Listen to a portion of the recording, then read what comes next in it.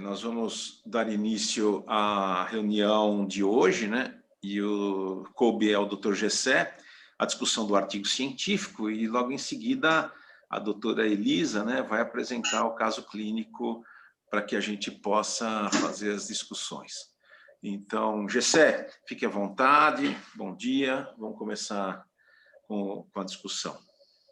Bem, bom dia a todos. Meu nome é Gessé Clementino, sou estagiário da capacitação em ecoendoscopia do Hospital 9 de Julho.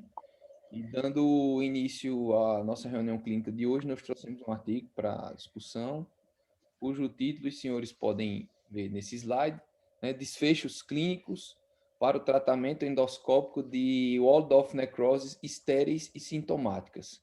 Esse artigo ele foi publicado agora, na edição desse mês, né, da Endoscopy, e ele foi publicado pela equipe de estudo do pâncreas holandesa. O objetivo do trabalho foi avaliar os desfechos clínicos após drenagem endoscópica transluminal para coleções necróticas pancreáticas encapsuladas, as Waldorf necroses, estéreis e sintomáticas, principalmente no tocante à infecção pós-procedimento e suas consequências.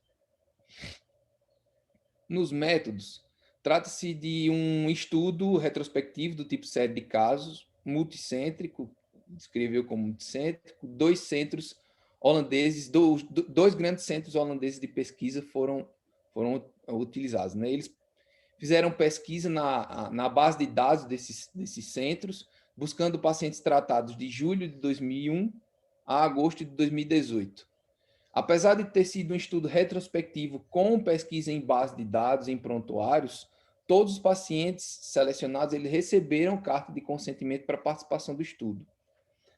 Os pacientes selecionados de acordo com os critérios de inclusão e de exclusão foram pacientes 18 anos ou mais, portadores de Waldorf necroses estéreis e sintomáticas, submetidos à drenagem endoscópica, né, guiada por ecoendoscopia, seja com duplo pigtail, seja com prótese com a pulsão de lumen, com a Axios, seja com estentes metálicos autoexpansíveis comuns. Catéter nasocístico foi colocado em alguns pacientes para a irrigação da coleção, de acordo com a preferência do médico que fazia o procedimento. Se houvesse infecção pós-procedimento, pós-drenagem endoscópica, aí sim que haveria a indicação de uma necrosectomia endoscópica transluminal, que eles denominam a abordagem step-up. Essa abordagem step-up ela já é bem consolidada na literatura para o Waldorf necroses, para coleções necróticas infectadas. Mas para coleções estéreis, eles mostram que existe uma escassez de estudos sobre a indicação dessa abordagem. Além disso, os pesquisadores também coletaram dados do segmento de 1 ano dos pacientes pós-drenagem endoscópica. Então, na pesquisa inicial nas bases de dados deles, eles identificaram 420 pacientes com o perfil do estudo, né? 364 foram excluídos de acordo com os critérios de exclusão, sobraram 56 pacientes que foram submetidos à drenagem endoscópica ecoguiada por Waldorf necroses estéreis e sintomáticas. No entanto, só haviam dados disponíveis para confirmar a esterilidade das coleções em 17 pacientes, 30%, que houve coleta do fluido intracístico no momento da drenagem e foi mandado para análise microbiológica e confirmou a esterilidade das coleções.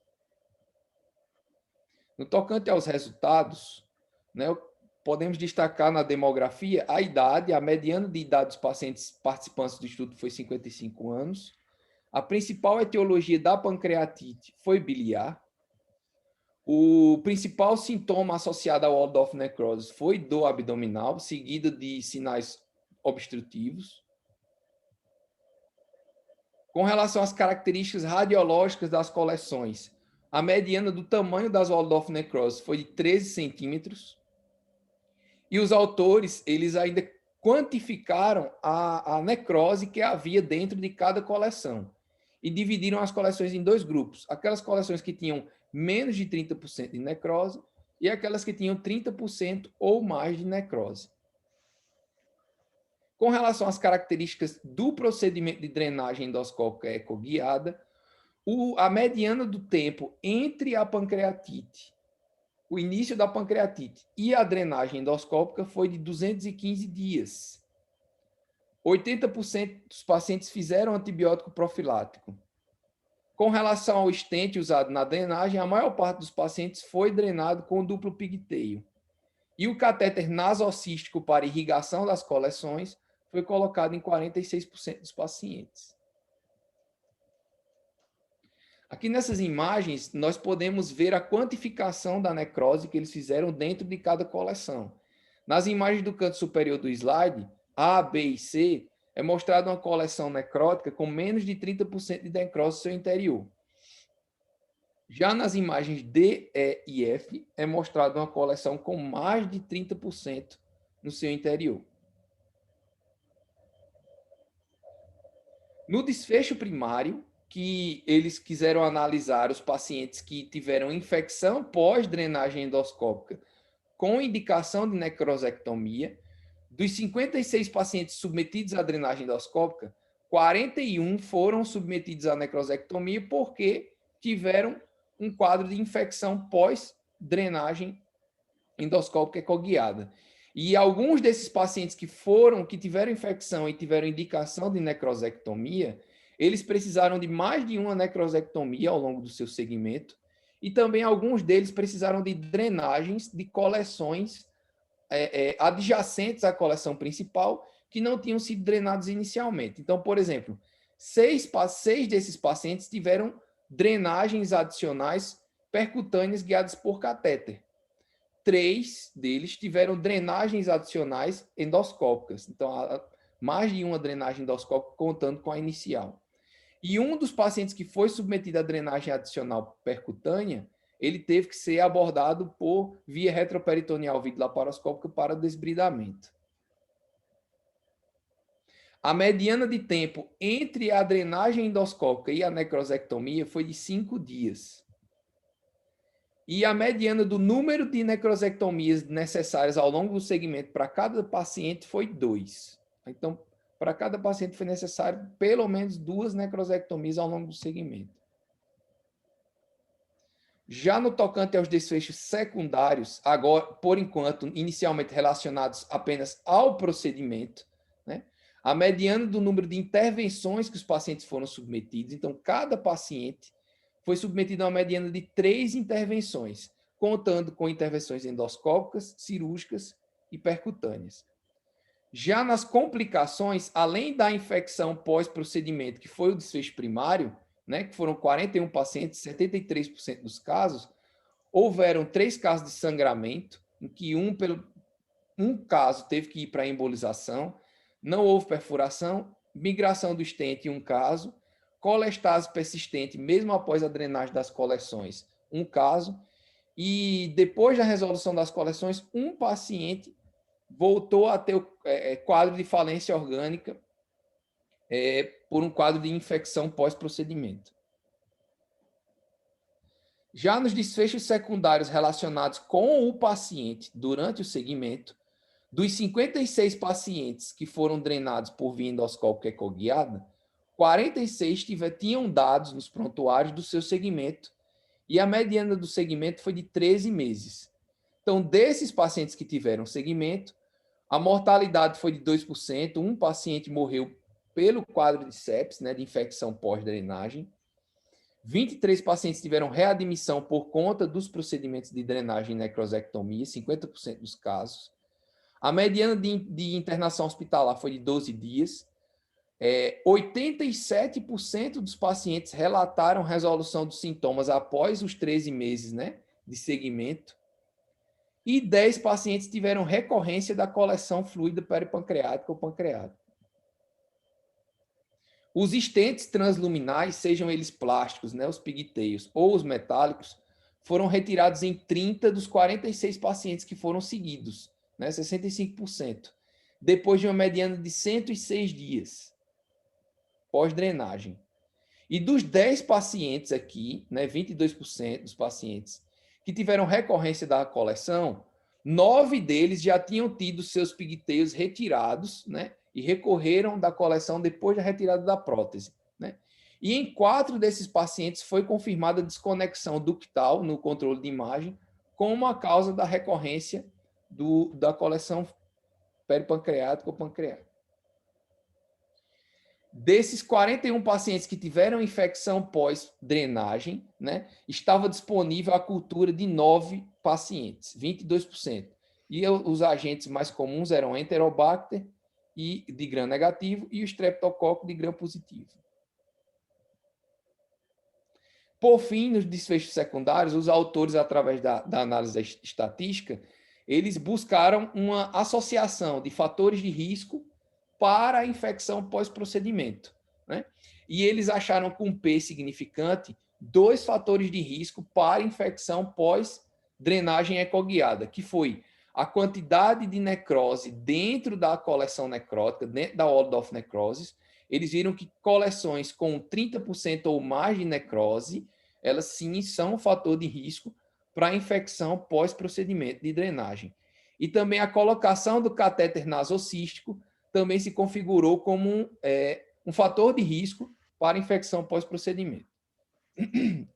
Com relação aos pontos fortes, para finalizar a apresentação, o trabalho ele mostrou a seleção de pacientes em análise estatística de forma detalhada e reprodutível nos métodos, né?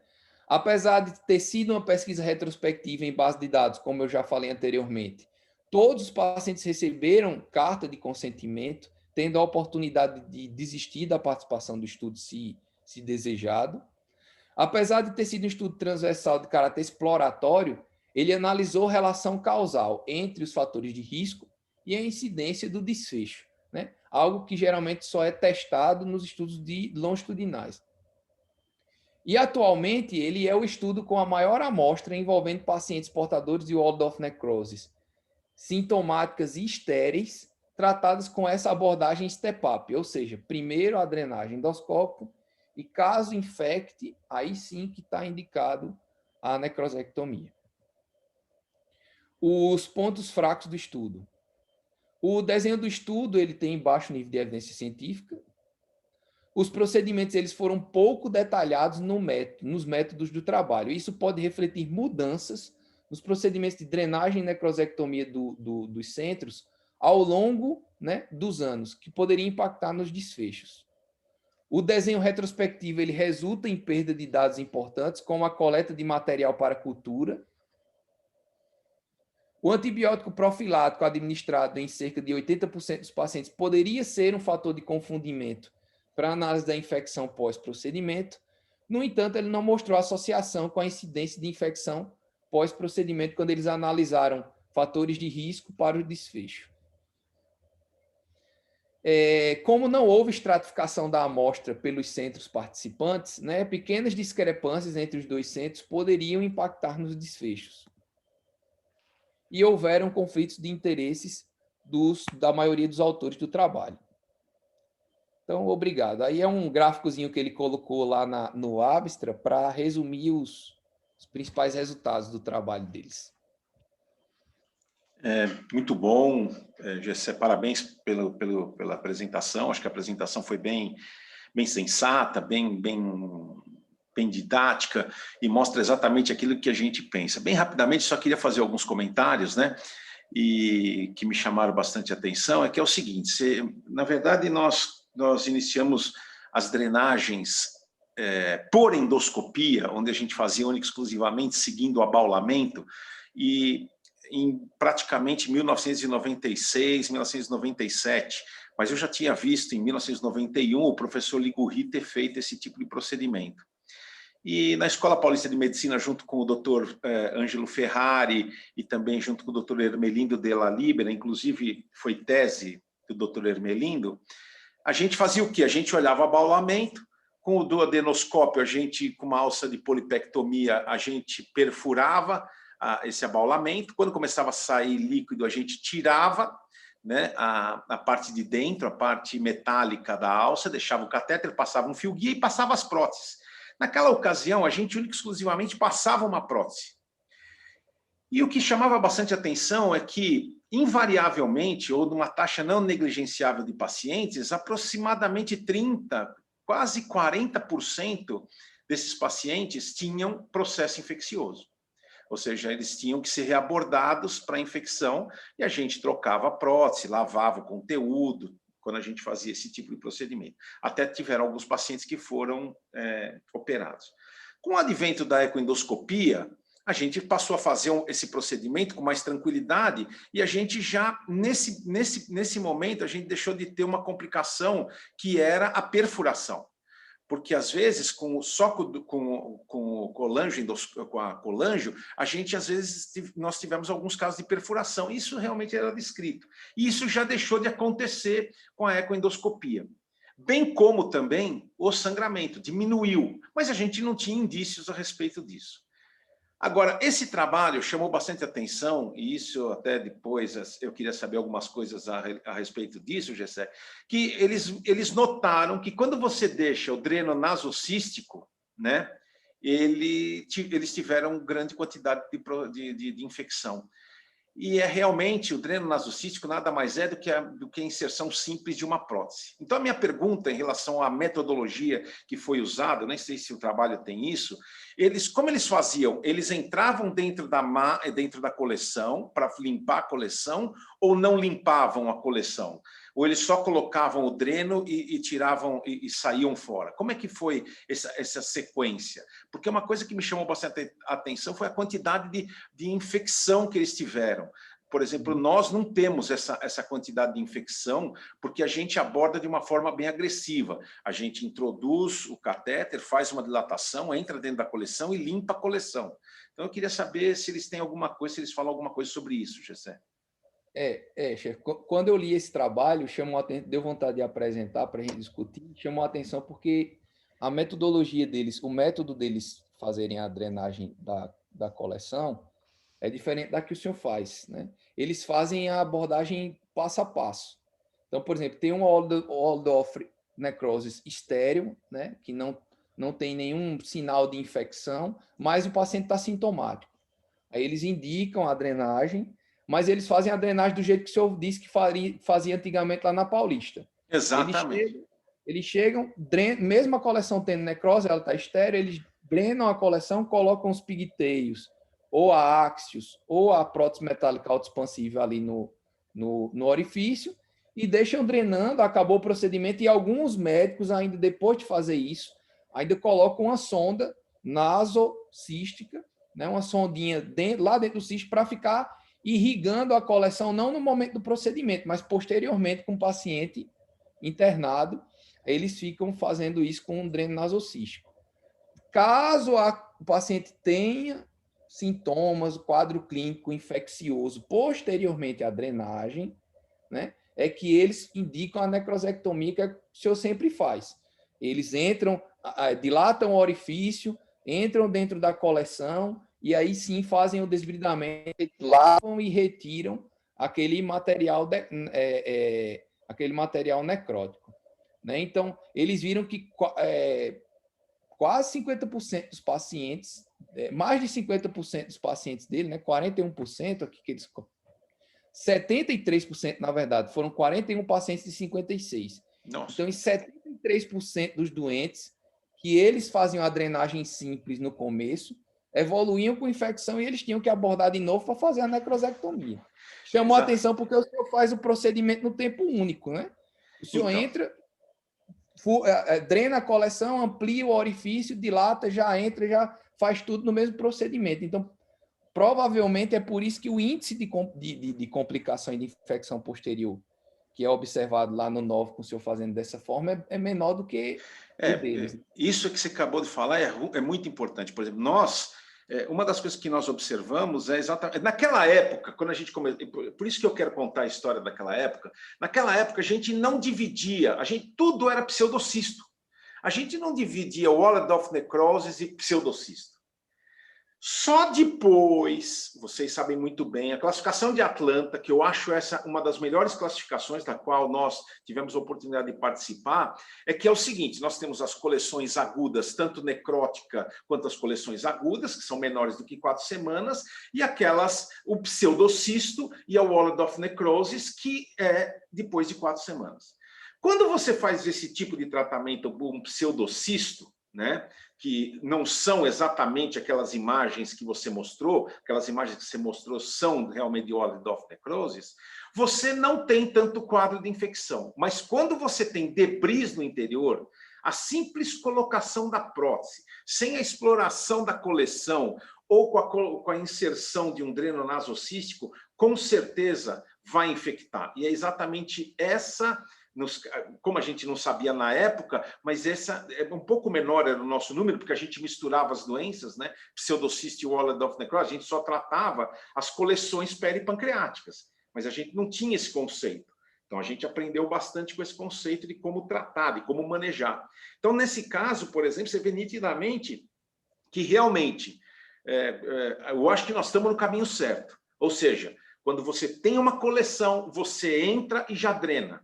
Você vai evitar uma das... Primeiro, quando você tem uma coleção, a melhor coisa para fazer, ontem até a gente estava discutindo lá numa reunião de casos clínicos de Ribeirão, você tem que fazer com ecoendoscopia. Com ecoendoscopia é muito melhor do que simplesmente com a colangio.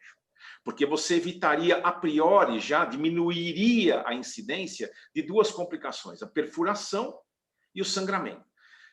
Uma vez você tendo a ecoendoscopia, o ideal, e esse trabalho, que é um trabalho de um grupo muito sério, mostra que é o seguinte: você tem que realmente fazer a drenagem de forma agressiva. Então, vai lá, dilata, entra dentro da coleção, limpa a coleção, que a taxa de infecção vai ser muito menor. Você vai ter outras complicações, como nós tivemos, como sangramento, vamos ter. Mas entre ter infecção e ter sangramento, é melhor ter sangramento, porque é uma coisa que você pode controlar. É óbvio, não quando você tem um sangramento por uma lance que erode, por exemplo, numa artéria mesentérica, aí não tem jeito, isso é uma coisa que realmente é uma coisa que pode acontecer, já está até descrita na literatura. Mas os sangramentos, eu nunca vi um sangramento, por exemplo, ter que ir com um procedimento operatório se não fosse um sangramento de um grande vaso. Eu queria ouvir as considerações aí do pessoal que está aí. Nós temos aí o Humberto, nós temos aí a Raquel, o próprio Surjan, que é cirurgião, né? Eu acho que eu vou até deixar o Surjan por último. Gostaria de ouvir o Marcos, Clarencio, a Raquel, o Humberto sobre isso. Se alguém tiver alguma coisa para falar, fique à vontade. Celso. Fala, Humberto, bom dia. Bom dia a todos, tudo bom? Então, algumas coisas chamam atenção, né? Primeiro, assim, esses pacientes foram resgatados, vamos dizer assim, ambulatorialmente, eles estavam em casa, né? E não é a maioria dos pacientes que a gente vê, pelo menos na minha experiência, que não é grande, mas 215 dias é quase, quer dizer, quase 2/3 do ano, né? Então, é diferente do que a gente é pressionado, na maioria das vezes, para drenar o paciente mais agudo, né? Perfeito. Essa é uma observação importantíssima, porque nós somos pressionados para drenar um cara na fase aguda, principalmente pelo intensivista e principalmente pelo cirurgião. E a gente não deve drenar. Isso é importante. Você falou uma coisa que é muito importante.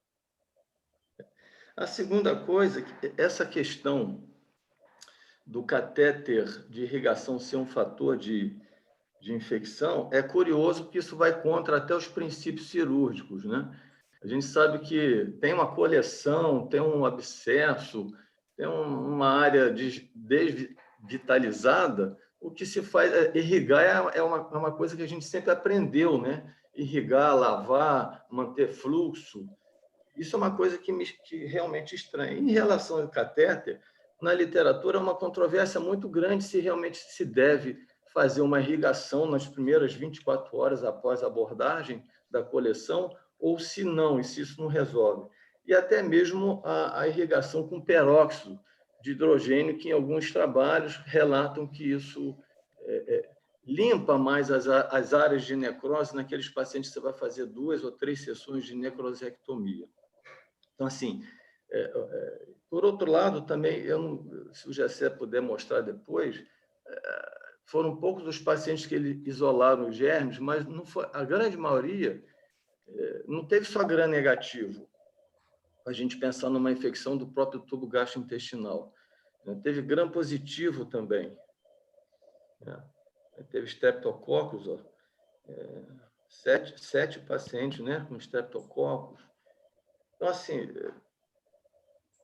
eu acho que o número de pacientes com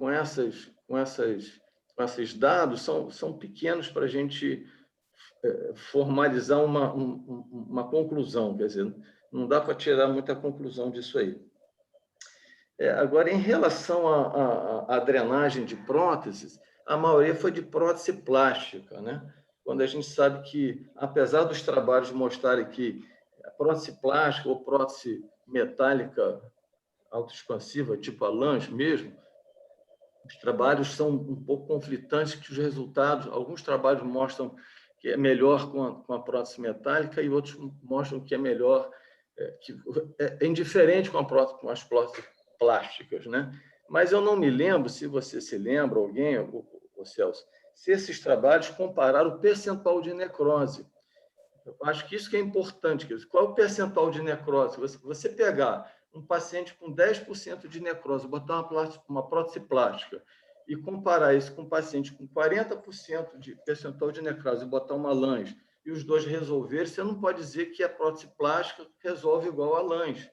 Eu acho que o percentual de necrose na coleção é uma variação que a gente deve fazer sempre. Assim, um paralelo, como se fosse aquela avaliação quando a gente vai drenar o percentual de fígado numa estenose por colangiocarcinoma, lá em cima, né? lá na placa hilar. Então, assim, eu acho que tem muita coisa solta para a gente chegar à conclusão. Então, assim, será que o catéter, os pacientes são pacientes não agudos? O catéter realmente ele é fator de infecção, porque a gente sabe que lavar é sempre uma coisa boa, né? A gente aprendeu isso. O segundo ponto. Terceiro, comparar prótese plástica com prótese metálica, acho que não dá para comparar se você não dividir com percentual de necrose. E a maioria das infecções que mostra no quadro aí, quer dizer, pelo menos mais da metade, ou quase a maioria, é de gram positivo, que é uma coisa que eu não consegui entender. É isso mesmo. Obrigado por seus comentários, eu acho que é isso mesmo, existem essas dúvidas, né?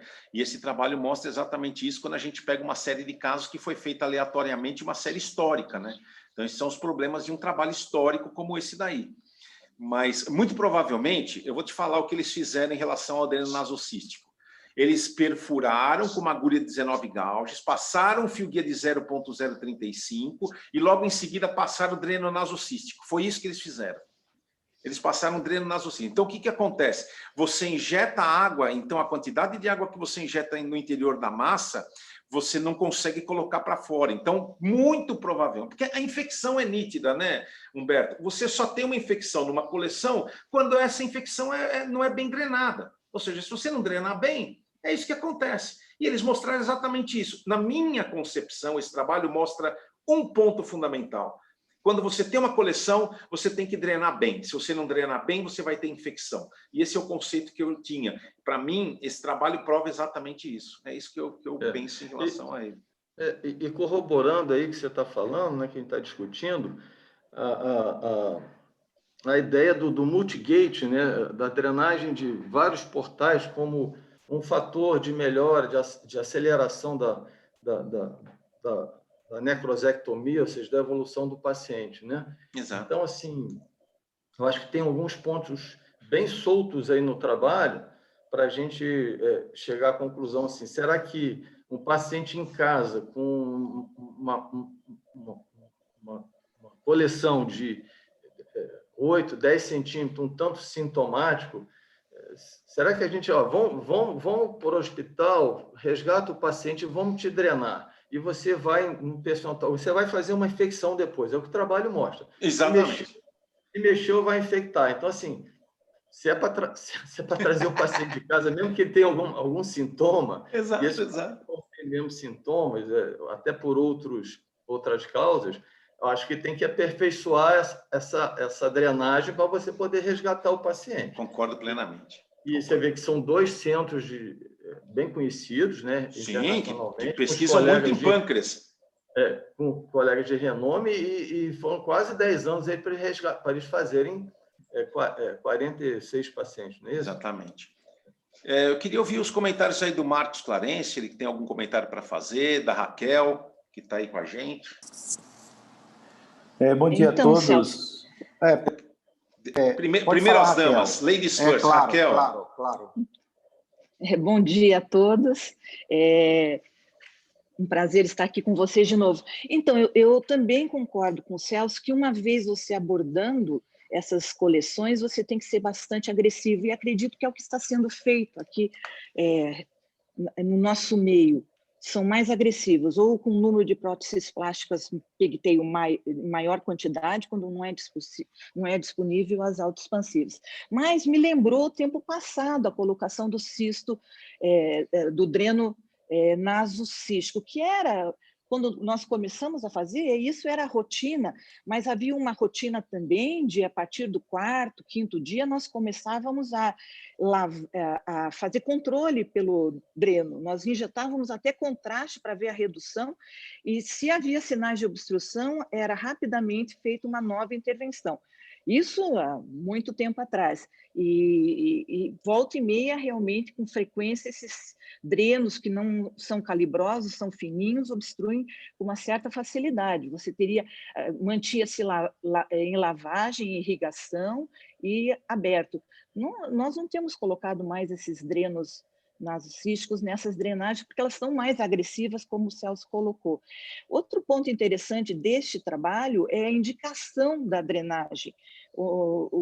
Parece que era sintomas, tem que ter um cuidado tão grande nisso, porque a dor abdominal tem vários fatores nesses pacientes, e às vezes a indicação da drenagem não é o fator que vai aliviar a dor, não é o que vai... Exato. Então, isso também é um fator de confusão nesse trabalho. Tem que se também dizer que é uma população que foi resgatada do passado. Eu acredito que na evolução houve uma mudança de conduta também nesse grande centro. Essa população que há 10 anos atrás era manejada desta maneira não deve ser mais ali. Eu não vi finalmente se é uma mudança. Tá? Com certeza. Era esses os meus comentários. Obrigado, Raquel. Não muda. Marcos. Bom dia a todos. A nossa vivência é muito mais frequentemente lá no Roberto Santos, né? No serviço particular, eventualmente a gente faz drenagem, né? É claro que a gente está quase 3 anos sem equidoscopia lá no Roberto, e a gente vai voltar certamente esse ano, mas acho que é importante definir o quadro clínico do paciente, né? De dor e infecção. O quadro clínico do paciente de dor e infecção de laboratorial com os métodos de imagem define muito o que é que você vai fazer, né? Então, se você tem um pseudocisto que não tem sinal de necrose, né? Drena, né? Pode colocar o pigtail e observa o paciente. Porque se você errar, você pode entrar, dilatar e tirar toda a necrose, lavar, né? É claro que antibiótico em todos os pacientes você deve fazer, né, com profilaxia. Também a gente tem essa conduta, a gente já recebeu, depois que começou a equidoscopia, casos para drenar sem equidoscopia. A gente não drena mais sem equidoscopia, isso é uma coisa já definida no serviço, né? E quando você entra para tirar a necrose, eu não sou cirurgião, mas deixo o cirurgião de sobreaviso, porque quando a gente entra, é para limpar mesmo, entendeu? É para tirar aquele tecido. Quando você sente que tem algum pequeno sangramento, aquela granulação, aí você está chegando a hora de parar. Então, é soro para dentro, é tirar com alça tipo basket, né? Isso é extremamente importante. Quando você entra para drenar, né? Quem não tiver coragem, não entra. Mas é para tirar mesmo o tecido necrótico e esperar, ter paciência. Isso é fundamental, porque você evita uma segunda, uma terceira abordagem, que às vezes você pode até perder o time e o paciente morrer de infecção. Muito bem lembrado, Marcos. Eu queria só fazer um comentário em cima disso que você falou, que é o seguinte: existem muitos grupos dizendo o seguinte, eu coloco uma lance, por exemplo, e eu espero porque eu tenho medo de mover a lance, por exemplo. eu não entro dentro da cavidade. Na minha opinião, isso é um erro. Por quê? Porque você tem que, na primeira abordagem, você já tem que ir lá e entrar. Se a lã migrar para dentro da coleção, você vai lá muito facilmente, pega com uma alça, puxa e coloca lá na posição novamente. Então, eu acho que a abordagem agressiva é muito importante nesses casos. Eu gostei muito desse comentário, eu acho que esse comentário é realmente muito importante. A respeito do dreno... Desculpa te interromper. Que nada, a respeito do dreno, a gente não tem vivência com dreno em pâncreas. A gente teve uma vivência pequena no início, que a gente começou a aprender CPRE com o Jomar, alguns casos na via biliar, mas via pancreática não, inclusive desconforto para o paciente e tal, né? E axio a gente não tem vivência, né? A gente tem vivência com com 2 casos daquela prótese tipo Carretel da Hanaro, né, que foram bem sucedidos, né, mas na primeira abordagem dilata, né, para 15, para 12 de diâmetro, entra com aparelho, se não der, entra com gastroscópio, Isso mesmo. E água para dentro, lavagem, e retira com o basket, e na primeira vez seja bem eficiente para evitar a segunda vez. Exatamente. Surjan, queria ouvir os seus comentários finais a respeito disso, para a gente passar para o caso clínico. Acho que só algumas observações.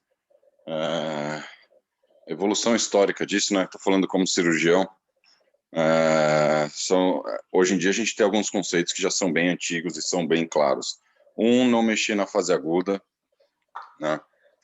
Então, assim, esses processos pancreáticos agudos, quanto menos mexer, melhor é. Então, assim, os cirurgiões já tentaram muito tratar esse tipo de patologia e a mortalidade era extremamente elevada. Então, qualquer um de nós, um cirurgião, endoscopista, quem for, na fase aguda, a única coisa que você tem que fazer é pedir para tratarem o doente clinicamente e não mexer no doente. Depois, se fosse falar em termos cirúrgicos, eu acho que isso é um pouco que reflete a ideia do tratamento dessas Wallendorf necroses que ele põe no artigo. A gente tinha o nosso step-up approach cirúrgico, né? Então, começando com drenagem percutânea, depois acesso peritoneal. Então, assim, cada vez menos essas coleções pancreáticas agudas foram sendo tratadas com procedimentos cirúrgicos e cada vez com via menos invasiva, tá? Vou dar minha opinião de cirurgião, tá?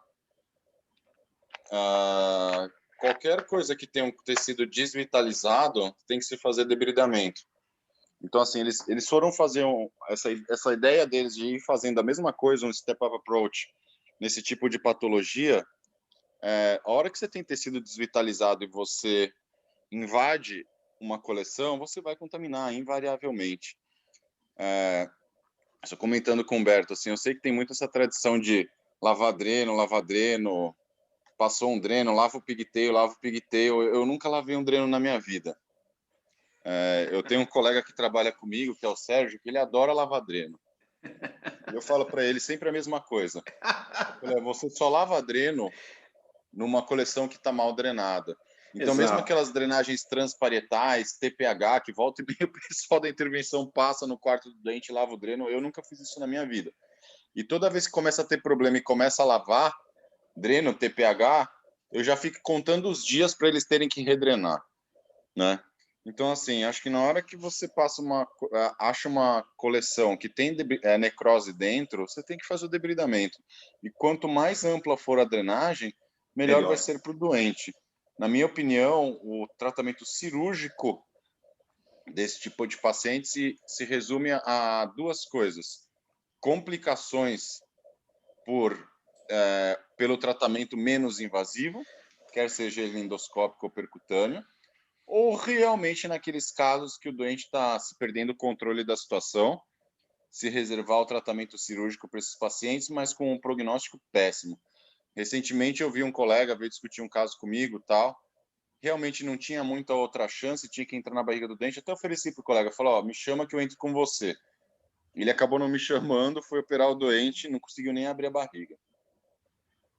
Assim, mal conseguiu mexer. Então, Por isso que é muito bom, né? Desculpa, Surjan, te interromper, mas pegando o gancho disso aí que você está falando, por isso que é muito bom a gente ter cirurgião, ter patologista, se possível, ter radiologista nessas reuniões, né? Que eu chamo sempre de reuniões anatomoclínicas.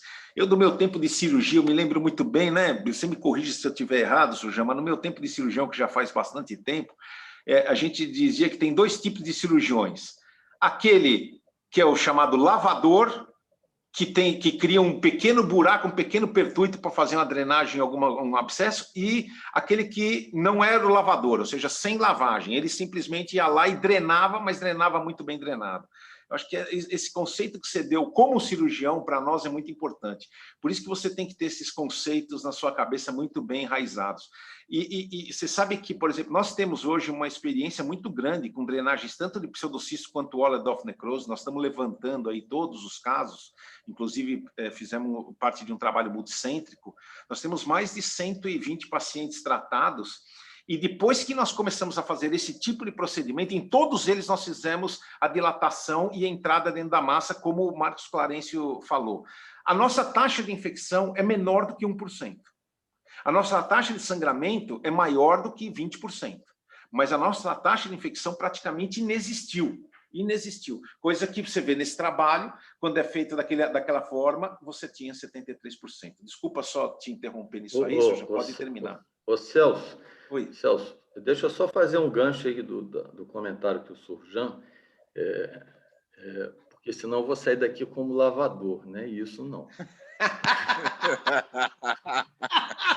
Longe disso, Humberto, longe disso aí, de botar você como lavador. É que, sabe que, antes de você falar, eu quero que você fale, mas antes de você falar é o seguinte, por isso que surgem essas coisas, eu jogo água oxigenada, eu jogo isso. Olha, eu vou te falar uma coisa, isso aí, eu me lembro muito bem quando eu estava na cirurgia, o professor Fábio Goff, todos conhecem, principalmente os mais velhos, que era um cirurgião, um exímio cirurgião, e ele dizia o seguinte, quando você entrar para drenar um abscesso, drene o abscesso. Drene muito bem drenado. Não faça um pequeno furinho. Drene um abscesso. E essa é a maior verdade. Por favor, Humberto, fique à vontade. Na relação da irrigação, Surjan, é que os trabalhos são realmente muito controversos de drenar, de lavar ou não lavar com dreno nasocístico, ou nasocisto, né? E por quanto tempo? Então, assim, é uma controvérsia e quando se instala é por 24 horas no máximo. Mas não é só o dreno, né? Você tem que ter outro pórtico de circulação, seja com uma prótese metálica ou mais de uma prótese pigtail. Então, assim, não é ficar lavando uma semana sem falar no desconforto do paciente. Aproveitando, Celso, outro ponto para corroborar o que você falou e que o Marcos falou de fazer a necrosectomia no primeiro passo já, é porque a gente sabe que com a LANS, quanto mais tempo, maior a incidência de sangramento. Exato. Então, se você faz a primeira drenagem, espera 3, 4 dias para fazer a primeira necrosectomia, eu acho que você está perdendo tempo. Postergando. Está postergando e favorecendo, se você precisar fazer 3, 4, 5, nesses intervalos, você aumenta a possibilidade de sangramento, que quanto mais tempo essas próteses ficam, mais sangue elas ficam. Então, assim, não sou lavador, tá, Surjan? Pelo amor de Deus. Surjan, não, longe disso, Humberto. Surjan, quer terminar seus comentários? Desculpe aí. E aí vamos passar em seguida, nós vamos passar para o caso clínico que a Elisa vai apresentar. Um comentário rápido só, lembrando sobre isso que o Humberto também está falando de sangramento. Eu vi um caso de sangramento de LANS na minha vida. 2 coisas que eu acho que são muito importantes para o pessoal que também está começando a fazer esse procedimento. Nunca esqueçam de, quando forem avaliar o exame de imagem, não pensarem só na espessura do cisto, localização anatômica, onde fica mais perto para passar a prótese, quanto tempo se passou. Avaliar muito bem a ideia do trajeto da prótese de vocês e onde estão os grandes vasos. Então, assim, e uma vez que foi colocado, por exemplo, um lance, o tempo de retirada desse lance. Então, não se esqueçam que a hora que vocês têm uma coleção, a hora que você coloca uma prótese, essa coleção diminui de volume. E a parede desses stents, se você tem uma diminuição do volume daquela coleção podem ser que os vasos se aproximem do stent. Se passar tempo suficiente, vai erodir. Então, assim, eu acho que uma coisa muito importante nesses lãs é justamente o tempo que o stent vai ficar dentro da coleção. Então, assim, talvez seja melhor, às vezes, ver uma recidiva de uma coleção do que a possibilidade de, depois de diminuição do volume da coleção, um stent desse erodir para grandes vasos. Eu vi uma vez só, e realmente o stent erodiu para confluência espleno-mesentérica, né? Aí não tem o que segura, né? E você viu uma vez, né, Sujão, e não quer ver nunca mais, né? Não quero ver nunca mais, porque não tem como segurar. Exatamente. Isso que Celso, isso que o Sujan comentou é extremamente importante. Então, o pessoal da bioimagem tem que ter muito cuidado, aí, em particular, nessa análise, ver se tem algum pseudoaneurisma, que isso também é extremamente importante, a análise cuidadosa da anatomia vascular dessa região. Exatamente. Bom, gente, esse tema é um tema extremamente apaixonante, né? Acho que, bom, eu já convivo com ele há muitos e muitos anos, né? Desde a época que eu estava com o Ligo Rima, a gente vai passar agora para a apresentação de caso clínico. Então, Elisa, fique à vontade, vamos lá, pode começar a apresentar o caso. Bom dia a todos, eu sou Elisa Andrade e trouxe um caso clínico para a gente discutir.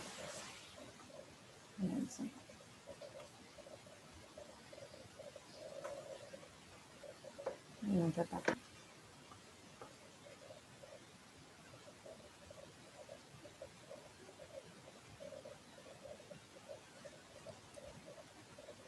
É uma paciente MTSP de 61 anos, é uma paciente feminina, médica, procedente de Brasília. É uma paciente com uma história arrastada. Ela é assintomática, estava em acompanhamento há 10 anos devido a lesões císticas pancreáticas que foram diagnosticadas em ultrassom ginecológico de rotina. Então, ela passou na ginecologista, pediu um ultrassom de abdômen e viram esses cistos pancreáticos. De antecedente pessoal, é uma paciente diabética e uso de metformina e Victoza. De antecedente cirúrgico, ela fez uma colicistectomia, fez abdominoplastia e mamoplastia. Negava etilismo, de antecedente familiar positivo, ela tem um pai falecido com neoplasia de base de língua. Ela deu entrada em bom estado geral, anictérica, num Glasgow de 15, tinha um abdômen globoso, flácido e indolor. Essa paciente, então, na história dela, ela fez uma colangiorressonância em 2017 em outro serviço, que ela me deu só o laudo, que viu pequenos cistos simples, esparsos pelo parênquima pancreático, principalmente no processo uncinado, de até 1,1 centímetro, que por vezes ele aparentava ter comunicação com o ducto pancreático principal, que tinha calibre normal. E a conclusão dessa colangiorressonância foi como pequenos cistos pancreáticos, que não conseguiu ser completamente estudado e podia corresponder a um IPMN ou alguma alteração sequelar a uma pancreatopatia pregressa, só que ela negava histórico de pancreatite. Foi então feito uma ecoendoscopia externa em 2017, que viu dilatações císticas até 0,7 centímetros, com aparente comunicação com o ducto pancreático principal, principalmente no processo uncinado, e a conclusão dessa ecoendoscopia foi que o aspecto ecoendoscópico era sugestivo de PMN e que nessa oportunidade eles não fizeram a punção porque as lesões eram menores do que 1 centímetro. Foi então que em 2019 ela chegou para a gente. Essa paciente retornou para Brasília, ela não tinha nenhuma sintomatologia, ficou acompanhando. Em 2019, o médico dela pediu para ela vir para cá para fazer uma nova ecoendoscopia. Foi então que a gente viu que no processo uncinado tinha essa área anecoica homogênea, regular, que tinha uma pequena trabeculação hipoecóica e media entre 0,6 e 0,4 centímetros. No colo pancreático também tinha uma área anecoica com características semelhantes de 0,5 centímetros. E no corpo viu essa área anecoica homogênea, que era um tanto alongada, que é essa área que a gente vê aqui, alongada, regular, com área hipoecóica mal delimitada de 0,7 por 0,7, foi então que foi feita uma punção com agulha Procor 20 gauges. Como conclusão da ecoendoscopia foi uma neoplasia intraductal mucinosa papilífera multifocal, como a gente tinha visto, com uma área hipoecóica no corpo pancreático, que foi aí que a gente biopsiou. A gente interrogou um processo inflamatório e foi feita essa punção. Ela falou que tinha um CE e um CA19,9 normal. A gente não conseguiu, pela quantidade do líquido, avaliar a bioquímica do líquido do cisto. Foi, então, mandado para o anátomo patológico, que veio, isso daí de 2019. Um cisto eu queria, desculpa te interromper, mas eu queria que o Filadélfio fizesse as considerações a respeito da patologia, né? Porque foi um caso que ele mesmo viu, talvez ele nem se lembre, mas foi um caso que ele mesmo viu. Você está aí, Fila? Oi, estou sim. Bom dia, Fila. Fui eu que vi, eu lembro. Ela tinha diagnóstico de IPMN, e quando nós fizemos a biópsia, vocês veem que tem um revestimento de epitélio colunar simples e bem alto o epitélio, né? Então é um padrão foveolar. E os núcleos absolutamente alinhados, todos do mesmo tamanho, absolutamente regulares. Agora, exatamente junto ao cisto, existe essa parede com células alongadas, nem sempre na mesma direção, mas bem denso, né? É uma parede densa. Eu acho que fica meio óbvio, mas talvez a própria Elisa talvez possa fazer um diagnóstico diferencial aqui. Aí foi feita a imunistoquímica, foi né, feita Fila? a imunistoquímica. Isso. E aí a gente viu os receptores que a gente estava... Que é extremamente importante. Raramente você vai ter um cisto pancreático com uma parede assim espessa, a não ser que você esteja dentro do ducto principal e ele tenha sofrido agressões e fique...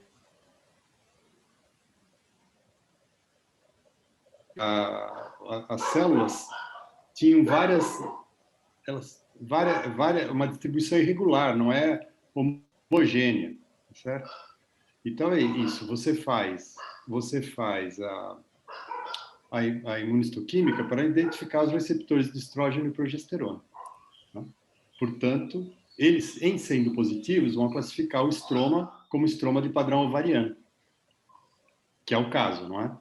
Sim. Exatamente. Fila, queria te fazer uma pergunta. Alô? Você está me ouvindo, Fila? Acho que o Fila está com dificuldade. Está me ouvindo, Fila? Agora sim. Então, Fila, eu queria te fazer uma pergunta. Você viu que, do ponto de vista de imagem, essa paciente tem um IPMN, ou seja, tem um intraductal papillary mucinous neoplasia. E aí, quando a gente fez a biópsia daquela área, dá para você mostrar aquela área pela ecoendoscopia?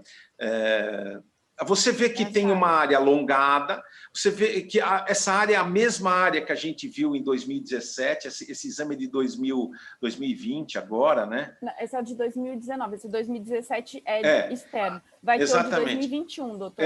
Exatamente, 2021, e você vê exatamente aquela imagem que ela estava mostrando, realmente essa daí, mostrando que é uma lesão cística alongada, que parecia um IPMN. E aí vem esse diagnóstico, Fila, de uma neoplasia, ou seja, um cistoadenoma mucinoso, né? Com estroma ovariano. Neoplasia mucinosa. Então, mas tem o estroma ovariano. Então, a minha pergunta, que é a minha dúvida, é o seguinte: como é que eu classifico essa paciente? Ela tem um IPMN com estroma ovariano. Qual que é o papel do estroma ovariano no IPMN? Que, por exemplo, a gente não vê descrito. Ou essa paciente tem um cistoadenoma mucinoso? Está cortando, né? Está cortando, acho que a sua internet está cortando a gente. Está cortando, eu não sei se vocês estão ouvindo. Não, eu estou te ouvindo agora, pode falar.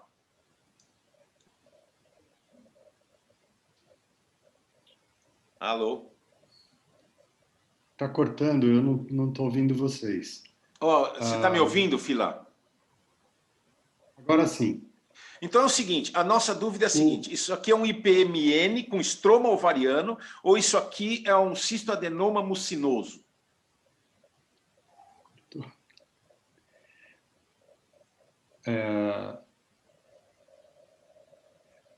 O IPMN, você não costuma ter uma parede fibroplásica ou de estroma ovariano. Ela não tem parede. Nítido, um espessamento mural do material.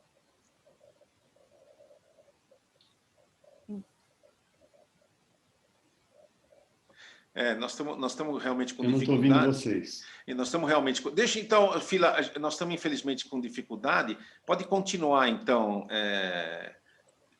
Aí, agora, em 2021, a paciente permanecia assintomática com marcadores baixos. Aí, ela veio para a gente para fazer uma nova ecoendoscopia. O que a gente viu? Que tinham múltiplas áreas anecoicas, então, tinha múltiplos cistos, regulares com septos, o maior dele no processo uncinado, cabeça e colo pancreático, que media entre 0,7 e 0,5 centímetros em seus maiores eixos. Foi feito a elastografia, viu que no corpo tinha essa área anecoica homogênea, um tanto alongada, que foi aquela que foi feita a biópsia em 2019, em contato com área isoecoica mal delimitada, que era a soft elastografia. E como não tinha alteração em relação ao exame de 2019, a gente optou por não funcionar essa paciente. Como conclusão, então, a gente deu como uma neoplasia intraductal mucinosa papilífera multifocal e um cistoadenoma mucinoso do corpo pancreático, que é aquela área que a gente está discutindo, que não tinha alteração em relação ao exame anterior. A gente optou por pedir para essa paciente outra ressonância, que ela fez no mesmo dia. Ela acabou indo fazer lá com a doutora Susan, que viu que no pâncreas tinha inúmeros cistos de até 15 milímetros, sem comunicação com o ducto pancreático principal.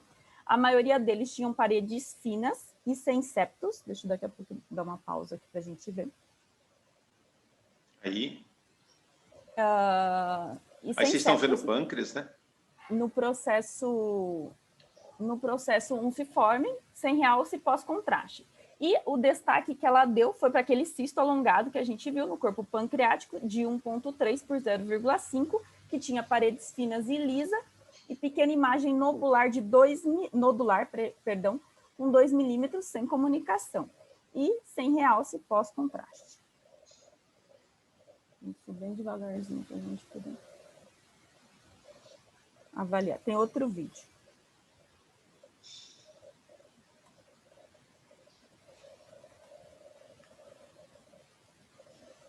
Como conclusão, a doutora Susan deu como cistos pancreáticos ao longo de todo o parênquima pancreático sugestivo de PMN tipo 2, sem sinais preocupantes. Essa paciente, ela consultou o cirurgião e foi indicada uma cirurgia para ela, uma pancreaté parcial. E hoje ela ia coletar alguns exames para ver novamente marcadores e tudo, para programar a cirurgia para essa paciente. Bom, mesmo se mantendo assintomático. Esse caso é um caso interessante, porque o que acontece? Sob o ponto de vista de imagem, né, avaliado por uma radiologista que tem uma grande experiência em pâncreas, as imagens são sugestivas de um IPMN tipo 2. Mas a biópsia do maior cisto, inclusive o cisto que ela descreve como uma área nodular, volta um pouquinho a descrição dela, vocês estão vendo aqui uma imagem nodular de 2 milímetros, que muito provavelmente, a imagem nodular que a gente vê, exatamente aquela, volta na nossa imagem da ecoendoscopia, essa daqui, ó, que vocês estão vendo aqui, essa primeira medida aqui, ó, que vocês estão vendo, muito provavelmente deve ser essa imagem, né, associada ao parênquima que ela descreveu, e foi aí mesmo que a gente biopsiou, veio como uma neoplasia cística mucinosa com estroma ovariano. Por isso que pena que o Filadélfio não está, que a gente não está conseguindo ouvir bem o Filadélfio, mas isso realmente traz uma certa confusão, né? E eu queria ouvir a opinião de vocês em relação a isso, né? Do que fazer. Essa paciente é uma paciente que é do Dr. Columbano, né? Lá de Brasília. Ele inclusive, ele foi até convidado para participar da reunião, tudo, mas acho que infelizmente ele não pôde participar, mas acho que seria extremamente interessante. E ele controla essa paciente a cada 6 meses com ultrassonografia. Então, eu quero saber a opinião de vocês, Marcos, eu quero saber a opinião da Raquel, do próprio Surjan, do que vocês acham em relação a isso daí.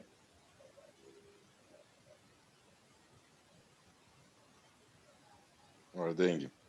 Oi, Surjan. Também gostaria muito de ver a opinião do Fila, mas assim, um conceito só. Apesar da colangio-ressonância, da ressonância, acho que deve ter sido com uma colangio-pancreato também, Sim. ter essa opinião de múltiplos IPMs, eu estou falando como isso funciona na minha cabeça. A ressonância é um ótimo exame para diagnóstico, é um ótimo exame para acompanhamento, mas numa situação como essa, a avaliação ecoendoscópica da característica da lesão é muito mais importante do que da ressonância. Então, assim, quando a gente coloca na nossa cabeça a avaliação de lesões pancreáticas, existe um passo que é fazer uma ressonância e um passo acima disso, em termos de avaliação das características da lesão, é a ecoendoscopia.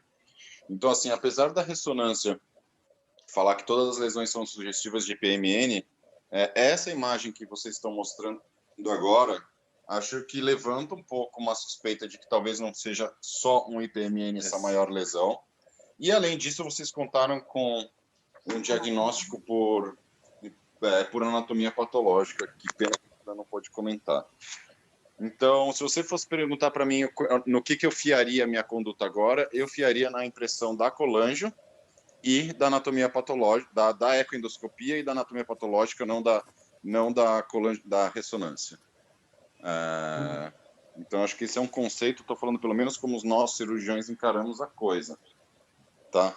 Você indicaria cirurgia, então, Surjan? Sim, indicaria. É uma paciente jovem, é isso? 60 anos, né? Acho que ela 62. tem. 60 anos, eu sei que a lesão está estável, mas essa lesão tem uma característica diferente das demais, com presença de estroma ovariano. 61. 61. Não é uma duodenopancreatectomia, né? É uma pancreatectomia corpo caudal. Então, assim, acho que provavelmente indicaria também uma pancreatectomia corpo caudal. E você deixaria aquelas lesõezinhas císticas da cabeça tranquilas, né? Porque elas são da cabeça, processam sinado, porque elas são bem inocentes mesmo, né? Sem dúvida nenhuma. Perfeito. Mesmo pensando no tratamento, suponha que essa fosse um IPMN que a gente fosse indicar a cirurgia por um IPMN nessa lesão, tá? Maior. Mesmo assim, o tratamento nos casos que tem múltiplos IPMNs é direcionar o tratamento para lesão de maior risco, né? Eu compartilho também dessa Posso ideia. tentar? Oi, Fila. Vamos lá. Vamos ver se dá certo. Vamos. Elisa, você poderia colocar a primeira história, uma antes? Isso. Então, quando você examina um IPMN, você recebe exclusivamente essa corda epitelial. Ela é sempre desprovida de parede. Né? Agora, vocês veem que a regularidade dos núcleos, eles estão totalmente alinhados. O KI67 é inferior a 1%. Quer dizer, então isso é uma lesão absolutamente benigna. Para mim, ela mesmo na imagem, mesmo sem a minha experiência de imagem ultrassonográfica, essa imagem acaba tendo, primeiro, ela tem um formato diferente. Segundo, vocês conseguem ver algum elemento parietal ou nodular, diferente dos demais, que são exclusivamente cistos. Perfeito. Então, num primeiro momento, eu penso que existem duas coisas. Agora, eu queria insistir na benignidade dessa lesão. E aí, com esse tamanho, também eu não... Aí, pergunta de patologista, não sei por que precisa ressecar isso. Essa é a nossa grande dúvida, Fila. Agora, eu acho que isso é uma questão de diagnóstico. Por exemplo, quando você diz que tem estroma ovariano, a gente imediatamente raciocina da seguinte forma: bom, isso aqui é um cistoadenoma mucinoso. Se é um cistoadenoma mucinoso, a gente sabe que o cistoadenoma mucinoso, entre aspas, tem entre aspas, tá? Porque não tem trabalhos na literatura comprovando isso, mas a gente sabe que esses cistoadenomas invariavelmente vão malignizar. Então, a nossa tendência, Fila, seria indicar a cirurgia. Por isso que a gente está discutindo aqui com você. Por isso que eu acho que esse é um caso extremamente importante para a gente discutir. Celso, se você me permite... Eu acho que a chance de malignização é muito baixa. O Surjan quer falar alguma coisa aí. Peraí. Aí você complementa. Não, para aprender mesmo, e aproveitando muito Fila e todos vocês aqui. Fila, acho que mais ou menos a ideia do que a gente tem na prática é... Então, assim, dá para ver claramente, quando você falou do alinhamento dos núcleos, tudo, deu para a gente entender muito bem que essa lesão é uma lesão que, por hora, não nos preocupa em nada, né? Não nos assusta em nada, do ponto de vista anatomopatológico. Mas também diferente do que a gente tem para o IPMN, Fila, vou resumir super para você, assim, o nosso conceito, claro. tá? Prática clínica. Seroso nunca opera, IPMN segue os critérios e mucinoso opera. Talvez porque a gente não tenha nada na literatura e nada na prática, não só na literatura, que como no IPMN, a gente tem uma escala de avaliação progressiva para tentar operar esses pacientes em fase de benignidade ainda ou displasia de alto grau. Então, assim, a gente não tem critérios ainda que a gente, por imagem, por ecoendoscopia, por colangio-pancreato-ressonância, de previsão de modificação do comportamento biológico de uma lesão dessas, entendeu? Então, quando passa na nossa cabeça assim, neoplasia cística mucinosa pancreática, começa já imediatamente a passar na nossa cabeça o conceito de que as mucinosas são cirúrgicas, entendeu? E é realmente engraçado isso, né? Quando a gente fala isso e vê, primeiro, a imagem aqui na frente e vê a sua opinião sobre a biologia dessa lesão e a conduta que a gente tem disponível na prática, né? Perfeito, é isso mesmo. Se você falar para mim que vai operar com receio disso romper e fazer um pseudomixoma peritoneal, eu concordo totalmente. Pensar em malignização, quer dizer, quanto tempo, vamos imaginar que pós essa biópsia, você siga esse paciente e vai malignizar. Nós estamos falando de 3 anos, 4 anos, 5 anos. E é isso, com KI67 absolutamente normal, totalmente regular, pequeno, lesão pequena. Né? Então, eu acho que não tem nenhum critério. Fila, baseado nisso que você está falando, você recomendaria uma nova biópsia? Porque essa biópsia é de 2019, né? 19. Exato. Isso, com quanto tempo? Bem. Com quanto tempo? Olha, as alterações são absolutamente lentas. Então, entendi. Se a gente puder... Olha, você vê que nem tem relato na literatura. E aposto que toda vez que opera, a lesão é benigna também. Estou tentando lembrar aqui de cabeça... Não, isso que você está falando, Fila, isso que você está falando é uma bruta verdade. Eu fiz um levantamento... Isso que... Desculpa te interromper, mas realmente esse é um ponto importante. Quando você diz que ela é absolutamente benigna. Eu fiz um levantamento sobre os IPMNs operados, IPMNs pequenos, só os operados. Inclusive, a gente precisa publicar isso. E de 39 pacientes operados pelos mais diferentes tipos de cirurgiões aqui de São Paulo, a gente observou o seguinte, Fila, que só 2% deles eram malignos. Ou seja, uma taxa muito pequena para reconhecer que o procedimento operatório é fundamental nesses pacientes. Então, né? Isso aí, eu pegaria esses 2%, reveria... Acho que seria importante rever a biópsia desses 2%, ver se existia alguma alteração de malignidade. Né? Então, eu fico sempre preocupado com esse conceito de transformação. Né?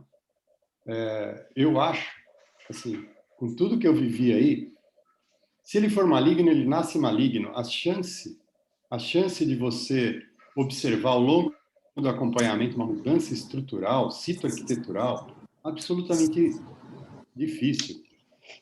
Me permita fazer alguma comparação, né? Esôfago de Barrett.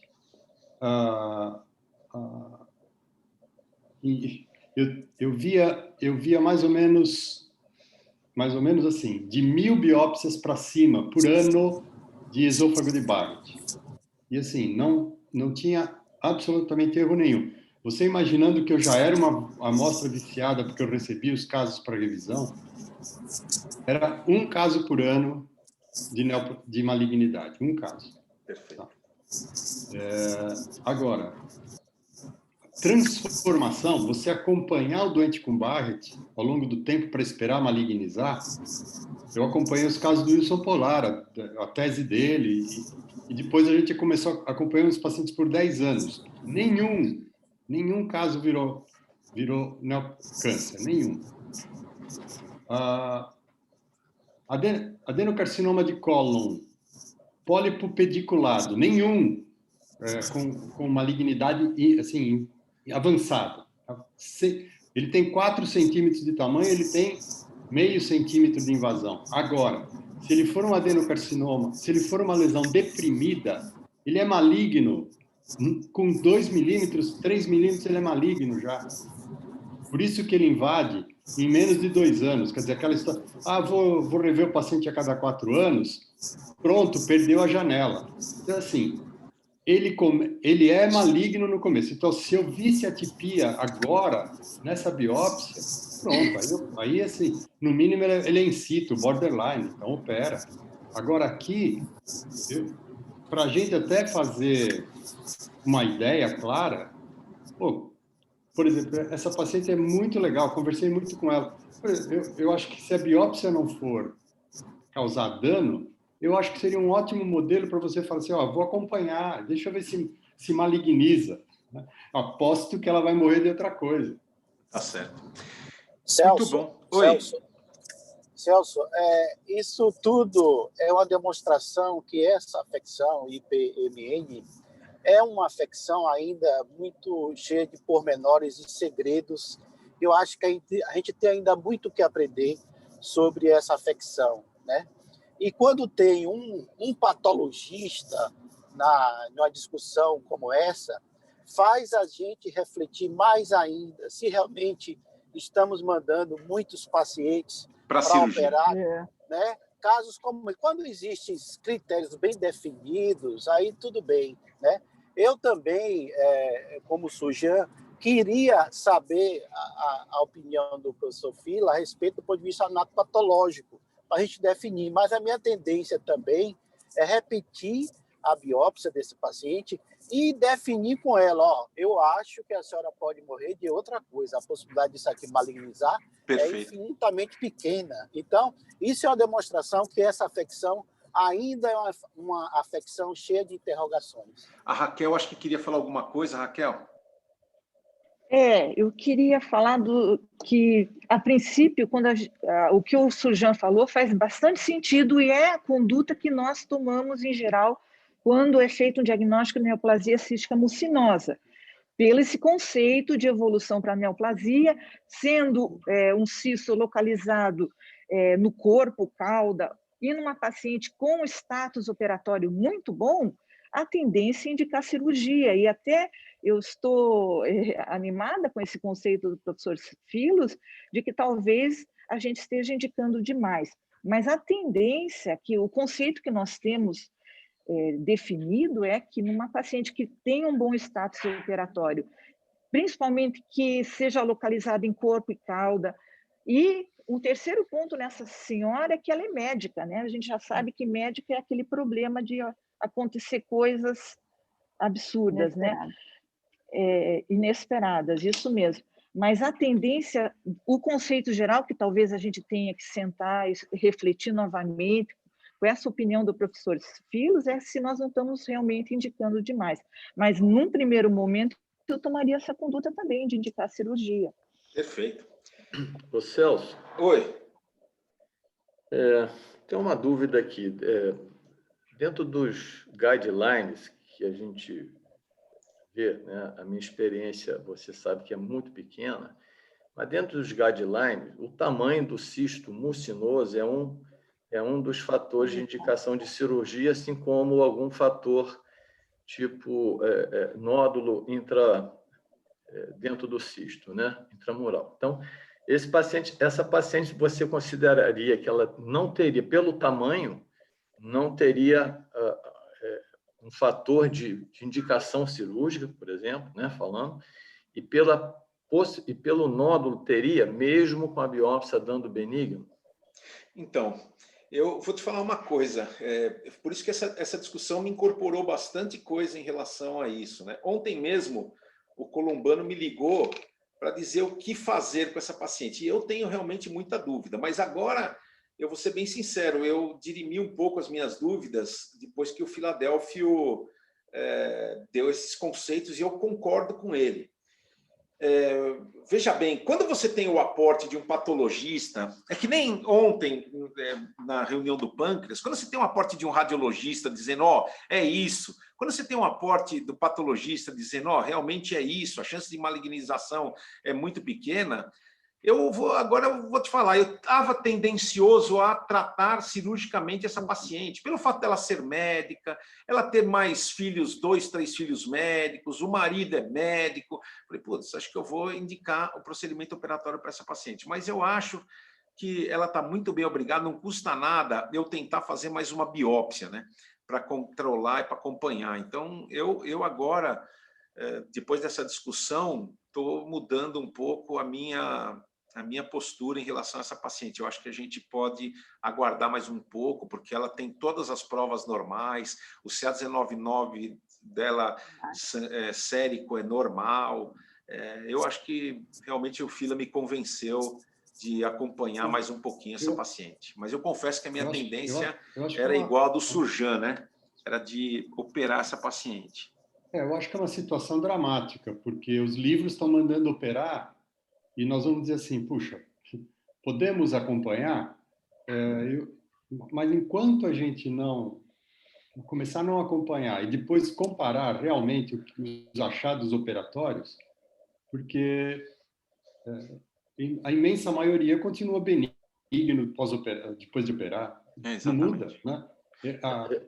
Uma biópsia representativa dessa, que não deixa dúvida, né? A parede é absolutamente acolada ao epitélio, é totalmente diferente de um IPMN, não é? Perfeito. Eu estou totalmente de acordo. Então, ela não tem nenhuma atipia citoarquitetural e o índice de proliferação é inferior a 1%. Praticamente, inferior a 1%, é que praticamente não existe. Estável. É isso mesmo. Celso. Oi. Só para completar, Marcos, só um minutinho. Ok. Dentro das orientações seria acompanhar essa paciente com cisto menor do que 2 centímetros, isso, mucinoso. É isso mesmo. Sem sinais quer dizer, se nódula é um sinal preocupante ou de risco, mas que deu benigno, e acompanhar até ela estar bem para uma possível cirurgia. Então, a grande dificuldade é ela ser médica e dizer para ela até quando você vai estar bem para uma possível cirurgia. Esse é o grande dilema, porque quando a gente, como o Filadélfio falou no livro, está lá, acompanhar esse paciente, e a gente lê até quando o paciente estar bem por uma cirurgia. Mas esse estar bem até quando? Né? Então, assim, é mais um fator complicante o fato dela ser médica. Porque... Bem, Celso, para finalizar a minha participação, por um lado, ser médica é muito bom, porque ela vai definir junto com a gente qual é o melhor caminho, né? Porque essa dúvida vai existir certamente na maior parte do mundo, né? Então, ela vai entender melhor, às vezes, quando o paciente, não, doutor, o que você achar melhor, eu faço. Mas quando é médica, tem esse lado positivo, né? E é um patologista que está falando isso, né? Exato. Então, esse lado positivo é bom, né? Mas também Raquel lembrou, ser médica é um fator complicante, né? Perfeito. É isso mesmo. Alguém tem mais algum comentário? Celso, só mais um comentário. Em relação ao segmento dessa paciente, né? Então, assim, a princípio, esses critérios que a gente utiliza para os IPMNs, a gente não aplicaria para os mucinosos, né? Exato. Então, por isso que mesmo com uma lesão menor, isso que eu estou falando, na teoria, a gente teria a indicação cirúrgica.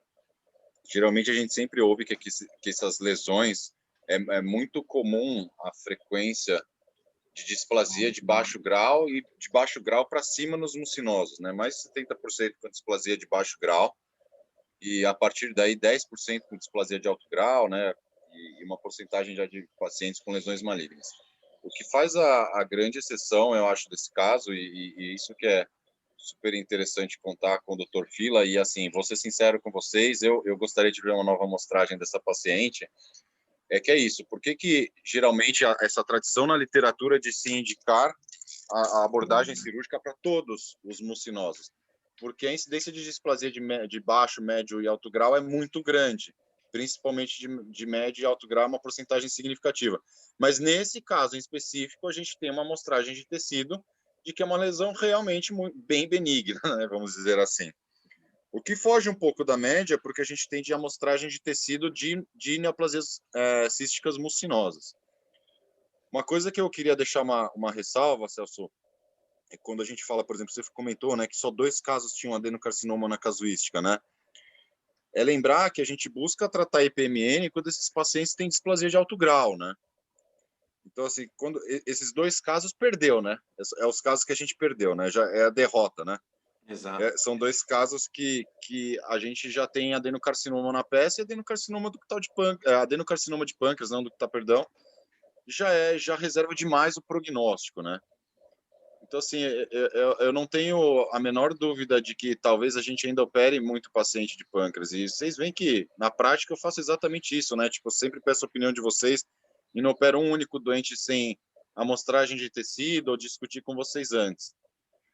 Mas, assim, a gente tem que tomar cuidado nesse conceito de que realmente é isso, né? A cirurgia, cada cirurgia feita, que é um paciente que ainda não tem adenocarcinoma, tem uma displasia de alto grau, tem um tecido de risco, é uma vitória, né? Exato. Cada Exato. cirurgia que foi feita com um tecido como esse, o Fila está sugerindo acompanhamento, que é um tecido realmente muito bem diferenciado, é uma cirurgia desnecessária, e cada adenocarcinoma é uma derrota, né? Chegamos tarde demais já, na verdade. Exatamente.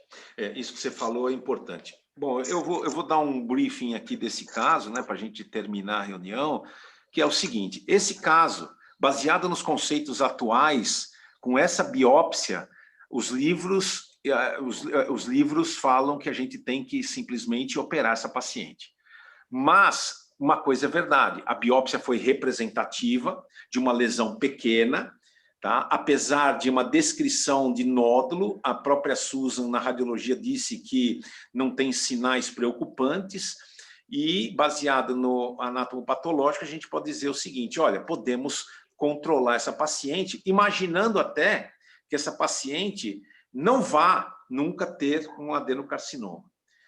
E, além de tudo, como você falou, Sr. Jean, eu acho que você usou muito bem o termo, acho que você foi bem feliz, é o seguinte: daqueles 36 pacientes que a gente reviu, né, que foram operados, 2% deles quer dizer 7 pacientes, ou seja, nós tivemos que operar 36 pacientes, onde 29 não tinham absolutamente nada, para a gente pegar os 7 já avançados, na qual a gente perdeu, né?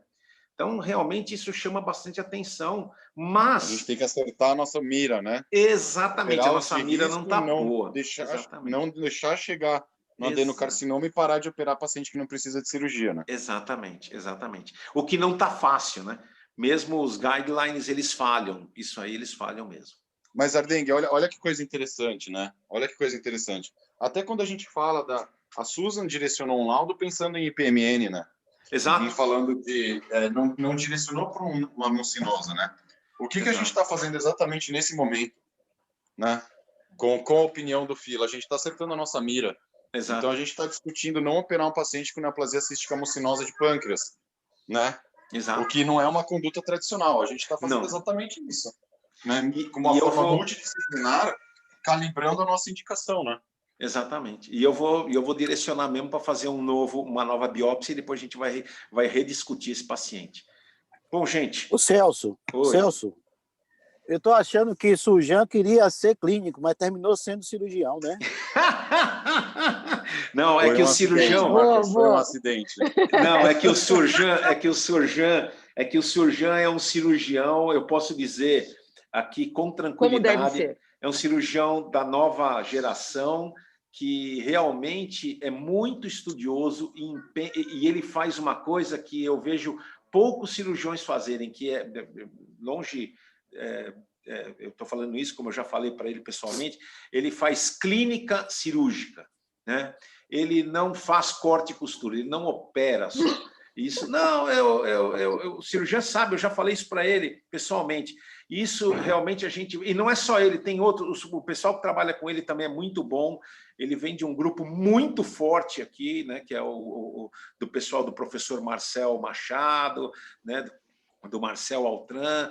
Então, são realmente cirurgiões que fazem clínica cirúrgica. E isso é uma coisa que a gente não vê mais.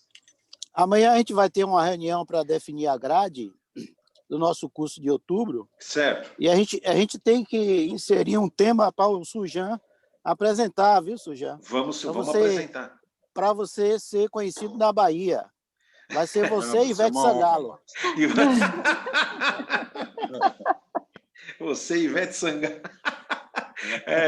Esse é o Marcos, viu, Surjan? Esse é o Marcão. Um abraço aí, bom dia, vamos trabalhar. Bom dia para vocês, tudo de bom, a gente se dia. vê. Não, a semana que vem não vai ter reunião, porque vai ser, entre aspas, carnaval, que não é carnaval, né? Então a gente não programou reunião. E a última reunião desse grupo vai ser no dia 23, eu espero que todos estejam presentes para que a gente possa fazer uma reunião. E lembrando vocês que no canal José Celso Ardengue, JC Ardengue, estão todos os vídeos de todas as reuniões. Então, se alguém quiser ver alguma discussão, por favor, ou indicar para alguém, tá lá, tá acesso a todo mundo, né? Que é médico, sem problema nenhum. Muito obrigado a todos. Um abraço, bom dia. Tchau, tchau. Bom dia. Bom dia, gente. Bom dia. Tchau. Bom dia a todos. Tchau.